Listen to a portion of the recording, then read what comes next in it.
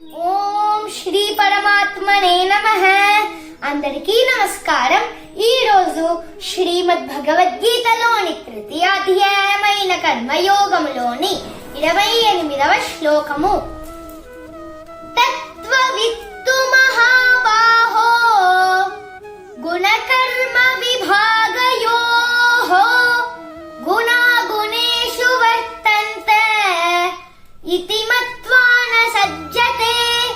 భావం: శ్రీకృష్ణుడు అర్జునుడితో ఇలా పలికెను: ఓ మహాబాహువులు కలిగిన అర్జున, జ్ఞానులు జీవాత్మను గుణములు కర్మల నుండి వేరుగా చూస్తాడు. గుణములే గుణముల యందు కదులుతున్నవని తెలుసుకొని వాడు వాటి యందు ఆసక్తులు కాడు. 29వ శ్లోకము.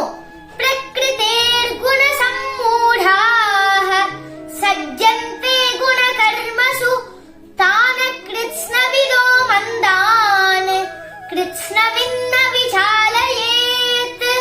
భావం: శ్రీకృష్ణుడు ఇంకా అర్జునుడితో ఇలా పలికెను: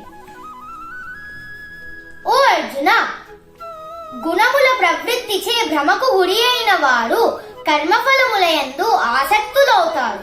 కాని ఈ సత్యములను తెలుసుకున్న జ్ఞానులు ఇది తెలియని అజ్ఞానులను కలవరపరచరాదు. 30వ శ్లోకము.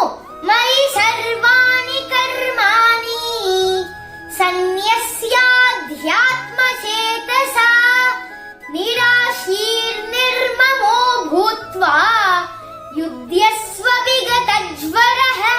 భావం: శ్రీకృష్ణుడు ఇంకా అర్జునుడితో ఇలా పలికెను: ఓ అర్జున, అన్ని కార్యములను నాకు అర్పితముగా చేసి పరమేశ్వరుడైన నాయందే నిరంతరము నీ ధ్యాసను ఉంచుము. ఆశ, స్వార్థ చింతనను విడిచి మరియు మానసిక శోకమును వీడిన వాడై యుద్ధం చేయుము. ఓం శ్రీ పరమాత్మ